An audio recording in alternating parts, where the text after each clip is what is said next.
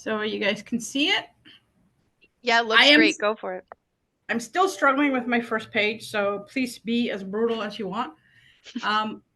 Wyrk is an app that connects workers with work. So people can find work when they want, where they want, at the rate they want. So people on our app actually get to choose what rate they want to be paid. And companies can find workers when they want, where they want.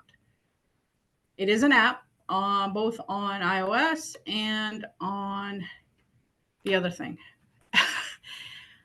According to statistics, they're expecting to have an $8.5 trillion revenue loss by 2030 because of shortage in staffing. This is across in the world, and big chunk of it is related to the fact that we are not having more than 2 children. We are actually on average having 1.6 females. More than 40% of small businesses are expecting to have shortages over the next 3 months. 32% of the organizations have started replacing their full-time workforce with a on-demand workforce. Most of the impacted industries, and these are the industries we work in, accommodation and foods, that's where we started, manufacturing, administration, and healthcare. Just the other day, I was listening to a newscast where they said that within BC, and this is just BC, the move from contracted nurses from 2018 to this year, it was from 6 million contracted nurses to 66 million. So it's grown tenfold over the last 4 years. Nearly 1 in 5 people work part time, and it's growing at a rate of about 16%. People are choosing to work part time to focus on life. So, life experiences, flexibility, and given the current economic situation, money. Over 50 are also working part time because they need um, extra income, flexibility, and they want to glide into retirement. There currently are 3.6 million people in the US who are over 50 that are working part time. This has doubled in the last decade, 2 decades, sorry. Why Wyrk? The app finds workers and work, helps companies grow without worrying about hiring people quickly. This allows companies to do events or do whatever they need to do, knowing that there is a doorstop for people that they need. It's cost effective for companies and it levels the playing field for both workers and our client. The value proposition: Wyrk allows businesses to access a large pool of available workers with vetted skills. All of our people have a background check, a simple police background check, so criminal checks are done. Companies can comfortably expand without knowing that with knowing that they have a large pool of workers that are available to them. They can fill in the gaps in a timely manner. Companies can fill in last minute gaps within minutes. Workers can accept shifts that are offered to them that fit within their schedule and their need. They get full transparency on how much they work and when, and of course, they make more money. Businesses and workers can rate each other. This levels the playing field so our clients can't mistreat our workers and vice versa. So essentially, Wyrk is a platform. It has currently a little bit over 5,500 people in it, and it has a little bit over 10 clients in Vancouver that are accessing that platform. We had one client say, I was able to expand and add new clients because I know I can rely on Wyrk to fill in the gaps. We mark up our hourly rate, what we pay the people, by anywhere from 15 to 25%, depending on the type of work. And revenue predominantly comes from our clients. Our workers do not pay us anything in any regard. They do not pay us a monthly fee. They do not pay us um, any kind of fee. That's how we're different from every other uh, worker type app that's out there. As well, they also make more than they would say if they were working for a staffing agency because of the fact that our margins are 15 to 25%. The market size is approximately 600 billion in the US. and Canada, so North America, excluding Mexico.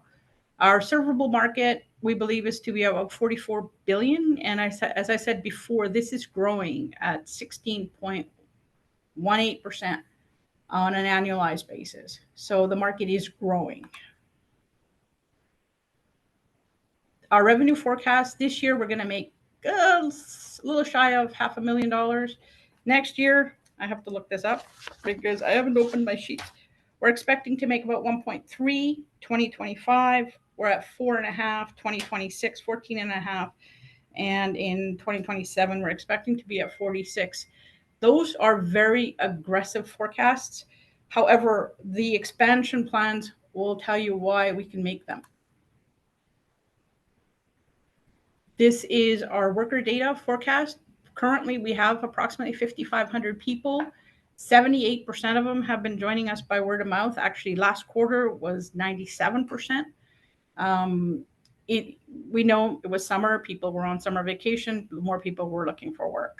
And the more work we get, the more people add on to our platform. Our go-to-market strategy is to enter one major city at a time. We started in Vancouver. That was our beta test city. We are now moving to our next city, where we will build our initial worker bank first. And we do that by joining local organizations, sponsoring events, and providing scholarships to the local universities and colleges. We also have events like Hot Dog Day on Canada Day, where radios pick us up and we get all sorts of earned media that way. So adding workers to our bank has been proven out. We add new clients the old-fashioned way, which is essentially picking up the phone and talking to them. And once we get into a market, we pick one sector, then we expand into the other three. My name is Sarj Dollywell. Maybe I should introduce myself at the beginning. My background, I worked at KPMG in their tax department for tax group for almost a decade. Moved from corporate tax into international tax and eventually left public practice to focus on my children. And I have a tenure of 15 years as a CFO of a workforce management company. So I understand how people like to work. Camille, my co-founder, is a CEO of a large events company, and he has grown that company from as being an employee to actually owning it. Our competitive analysis, we believe that work is evolving.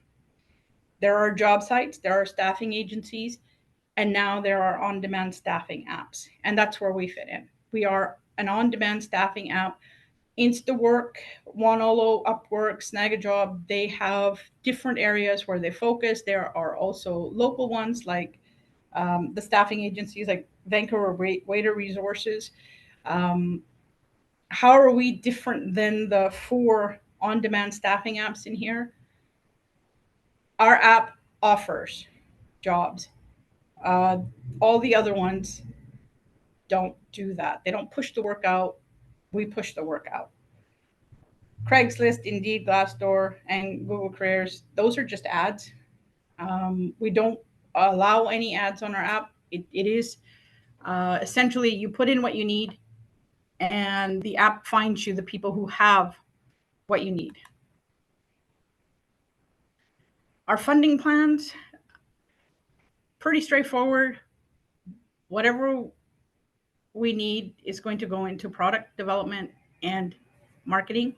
We have a 3-year product development plan, which we deal with. We've got rocks, which are our milestones. We've got smaller rocks, which are our smaller milestones. And then we have pebbles, which essentially fix problems as they come. For example, recently I had a problem where people would take a shift from us and then find somebody else to take that shift. So they were taking, a cut, which we don't appreciate. So we already had GPS. Now we've introduced facial recognition. So it's the person who accepts the shift that has to show up. None of our competition has that. And this is me. So if anybody needs to call us at 1-888-GET-WYRK. Awesome. Thank you so much, Sarj. Okay, are we ready for feedback? Mariam, I saw that you're unmuted, so. Oh, sorry, that was not intentional. I was just thinking. I was trying to think. I don't know if it's intentional, Sarj, but you didn't specify what the financials, what you're asking for, or what the compelling reason for your investor to invest is. Okay. So that should be in my why work section, right? That's where I should say it. Or is that something that should be in the funding page? Where should it be? I guess that's my question. Is the funding page what you would do with the money if anyone invested? Yes. Then yes. Okay. Sorry, Miriam, I had the same comment, so I. Yeah, I was just thinking, what a great idea. This is going to take off. It's going to do really well. But as an investor, what's in it for me? Well, it's quite interesting because I did this presentation to my team like 30 minutes ago. That was the question my director of sales said. What's it in it for me? And I'm not, I'm sure other people might be thinking the same thing and might not ask straight out. So it's good to just spill it out so that it's not obvious to them and they say, oh, well, I don't know. I don't, you shouldn't tell me. It's better if you're upfront and tell them. Okay, so a little bit help there. How do I word it? What's it in for you is a massive multiplier is what's in it for you, right? Yeah, I think we need numbers. A lot of investors work on numbers. So if I put in X, do I get Y%? Or maybe just my head. Marissa has more experience with giving this kind of guidance. So whatever dollar amount you're asking for, what would be the return on investment for you and for your investors? Okay. The other question I had was, these businesses they're getting a bunch of random people and they're different random people all the time. Is there no basic training that is needed and stability week over week in who they hire? One of the things our app does, well, one thing we do is we actually bring them in and we train them. We actually test their skills. Number two, so depending on the industry that they're in. Number two, if somebody goes and works for one client and they really like them, they can always choose that person again and again and again. They choose. We don't randomly send people. Okay. Which is also very different than what's in the market. Right. So there's some generic skills and then there are some specifics to each restaurant, for example, where everything is located and how they do certain things. So I would imagine there's quite a bit of value in having returning employees. So it's good that you have that system. Where do I mention that? Because that is a differentiator from everybody else for us. You did talk about people signing in, they don't have to pay anything. Maybe after that, you can say the benefit for the employer is that it's not a random assignment of employees. They can choose returning employees to limit the startup cost or the startup training. Yeah, because we have clients that will basically go in and mark off favorites. And those favorites come up, like they can automate the system that only their favorites get invites, nobody else. Yeah, especially if it's a differentiator that your competitors don't have. I think the fact that you have facial recognition and that you dole out jobs, that in itself is a huge differentiator. But you don't know when someone's going to come around and say, oh, what a great idea. Let me do that too. Facial recognition is pretty hard. Because ours is actually measures the distance from your nose to your cheekbone and stuff. It's not just a photo. Oh, did you develop your own facial recognition software? Yes. Oh my goodness, that's impressive. That's yes, multi-talented there. Well, it was actually one of our employees who was doing his master's, and that was his thesis. One of our co-op students. Okay. So others could acquire the technology. It's sold. No, we own it. He doesn't own it. We own it. Yeah. Yeah. So I mean, your Yeah, they can competitors acquire could it, yes. buy something in Yeah. order to compete with you without having to go through the development cost. It didn't cost anything either. Yeah. Nice. Okay. Okay, so that would be in the Wyrk. Okay, thank you.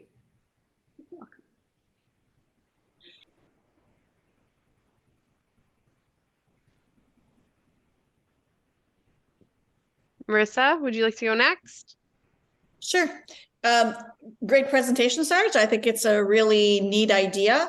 And at first, when you first hear it, you think, oh, but a lot of people are doing this. Like when you showed that slide about your competitors, like, yeah, but as you talk, you realize, oh, I don't think anybody's doing that. I don't think anybody's doing that. I don't think anybody's doing that. So it'd be nice to have a slide, because even on the slide with the competitors that you showed, you weren't on there.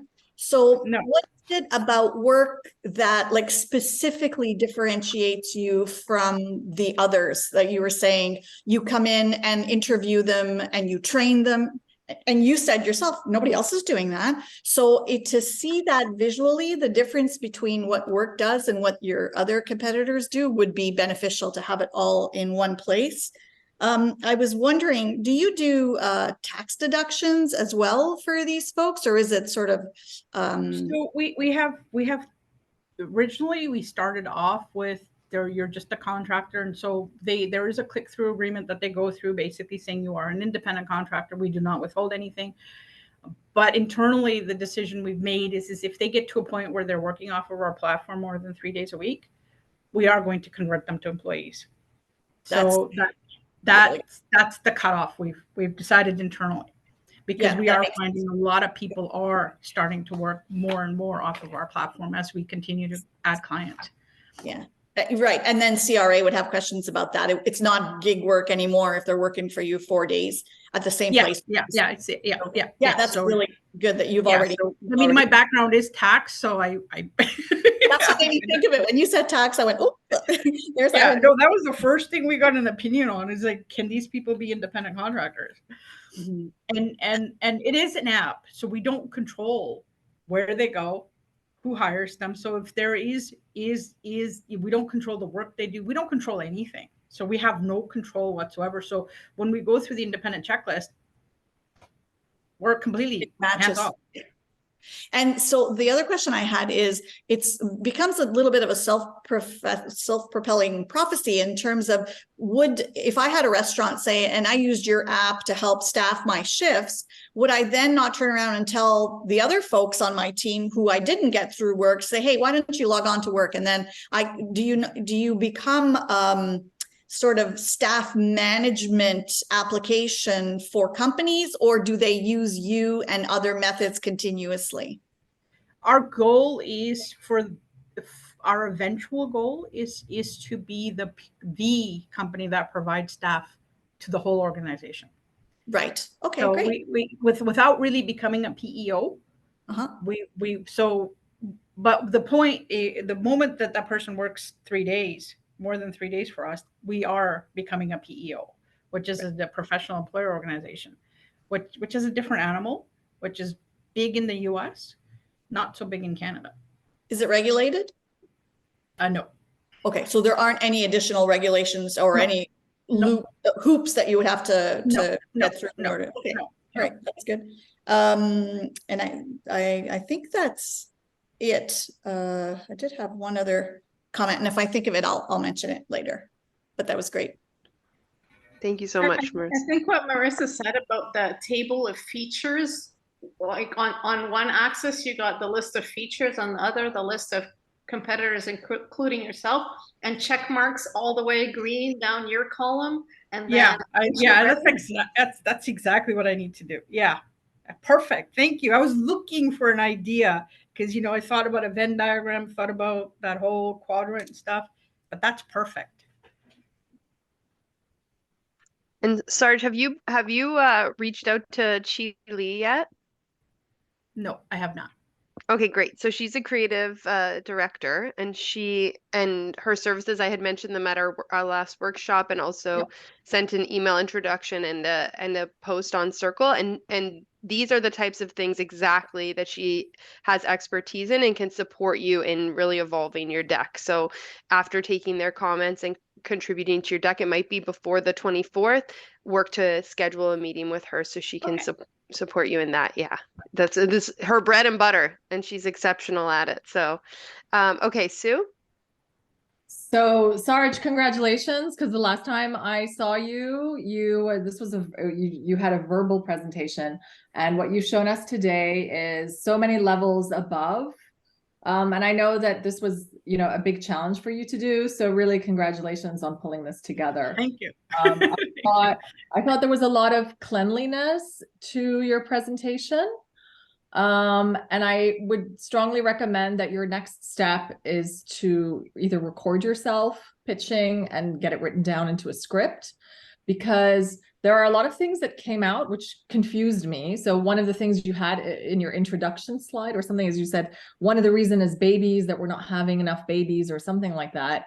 I mean, that's totally, I don't know why you said that. That was very confusing. No, that's really what's causing the staff shortage, right? So yeah, I agree. I don't need to talk about babies. You don't need to talk about it. There's a staff shortage. Yeah, exactly. So just a script will help you stay on point. Okay. But having said that, a lot of the stories you told us are far more interesting than the content on the slides. All right. So yeah, and I think that's sort of where both Marissa and Miriam were sort of going with this, is that it's obviously you're very, very close to the product. And so it's just like, oh my God, what do I talk about? I want to talk about everything. But it's critical that you come in this with a scalpel now and really focus on the things that you have to say, the things that are going to make us investors very, very excited.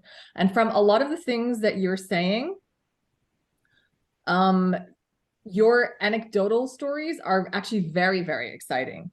Okay. Would you, so one of the, you had a very powerful story with a client that you just mentioned. You said your client said that he could now grow his business because he had staff. Yeah. Right? Okay, like that should be on a slide. All right. So take whatever slide out and put that one in. That's an incredibly powerful story. All right. And I think in terms of where what I would like to see, I don't think you need too many slides in the beginning. I think in terms of your value proposition, what's very compelling, can you show us your beginning slide? The first one. The first one is the one I need to work on. Yeah. Very, very first one. No, very, very first one. Yeah, this one. So this actually, I love this picture here, this screenshot. Is this an actual picture of what the app looks like? That's the actual picture of a phone, what it looks like on a phone. What it looks like on a phone. Okay. Yeah. I love this picture. This is great. This looks very different. This looks like there's a lot of organization here. So I think if you could take a screenshot of what it looks like from a worker's perspective, and then another shot from the employer's perspective, and sort of talk about the features there, I think you've nailed it. Okay. But please make sure your features include your facial recognition. Please make sure that your features include how an employer searches for various skill sets. These are the things that matter. Okay. So that's all the positives, but there are quite a few things that you mentioned that really confused me. Would you mind going to your market slide, the one that had the big circles?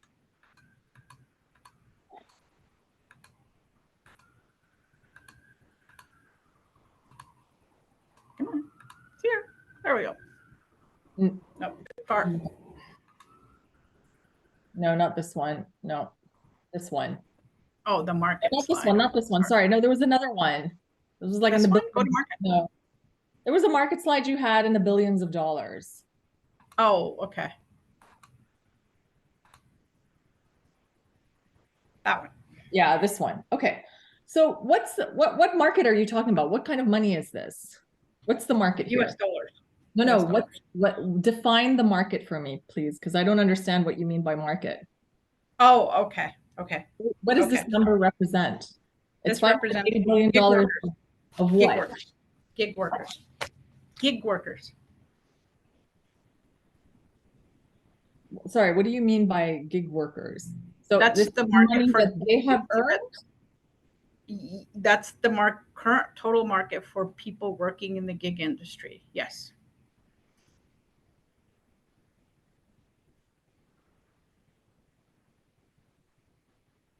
Okay.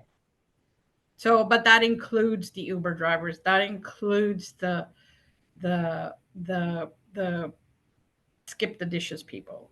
So it includes people that require assets. So when we go down to serviceable market, we are removing all of those into just people working part time, like physically, like the space that we're in. Would the 44 billion be what the total employers are willing to pay for employees that they Yes, hire? that's the amount that is being paid to part time workers. Okay. So this is salaries? No, they're hourly. Wages, I mean, this is wages. This is Yes, this is big wages. The numbers are massive. There's 19 million part-time workers in the US right now. I think what might be a little confusing is the 44 billion would not be your revenue. That's a total. No, that's just a serviceable market. We do not have our revenue in here. Right. So Like you're. I didn't want to do if we get 1% of this or 2% of this. I don't know if. But even let's say you get 10% of the total of the serviceable market, you don't get 4.5 billion if you got 10%. You get whatever profit margin you have off that 4.4 billion. Yes. Sorry, so Yes. remind me again, how do you make money? Because you said you don't charge for job postings. It's not possible. So how do you make your So money? we mark up. So let's say you want to be paid $18 an hour. You're our worker. We mark that up to 21. So we bill 21 to our client. They pay. So we keep the 3. We pay our client or our worker the $18. Okay. So we're basically, and that's how we're also different than everybody else in the market, because we've taken the staffing agency model and converted it to this. Okay. I think the confusion is normally when I see total addressable market discussed, it's the amount of revenue available to me and my competitors. Yeah, I And agree. this is not describing the revenue available to you and your competitors. It's confusing because, you don't define what the market is. And from what you're saying, I agree completely, Miriam. So you might want to revisit So I this. need to define the market. Just clarify where the money is coming from. What industry is your money coming from? It's not coming from job postings. It's not coming from search. So it's not coming from the traditional job site revenue channels. Where is it coming from? And then just define it. Okay. Okay. And then, right. So then if you can go to the slide that said we're going to expand and go into major cities, etc. I had just something. Are we okay on time? No, we're over. So this is my last question. Okay. And then we could, no. Right. So you said your go-to-market strategy is enter major cities one at a time. So are you opening offices? Are you buying phone books? I mean, this is very unclear. Okay. All right. So, okay.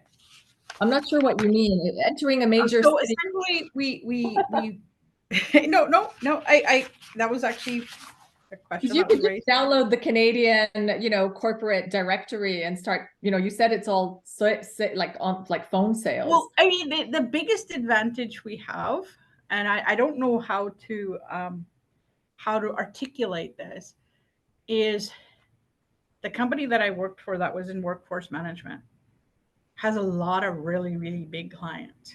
I can pick up the phone and phone the executive vice president of Marriott International, and he'll answer my phone. And that's why we want to do one city at a time. It's not the clients in the city, it's building our initial worker bank. So this is from filling in the workers, or this is from filling in the employers? Employers I can get. It's building a net. So first thing we do is we sign up a client. That's where we start building. It's extremely difficult to keep the worker engaged if we don't have something for them. Yeah, I understand that. I'm just saying I'm not clear what you're doing. Okay. Probably want to take another stab at clarifying. Okay. Sorry, those are my comments. I apologize, Rena, for running over time. But Thank you for the feedback. Yeah, thank you so much for all of your detailed feedback and questions. Yeah, we'll conclude there. And I'm just going to stop sharing your screen. Sarj and Rana, if you want to pull up your deck. And again, I saw, Sarj, that you're taking lots of notes, which is great. We'll also ask everyone to provide their feedback in the feedback form. I can share it again in the chat as well. I'm going to make this recording available today. So you'll be able to go back in your Google Sheet and access that. Rana, if you want to just go ahead and share, you can.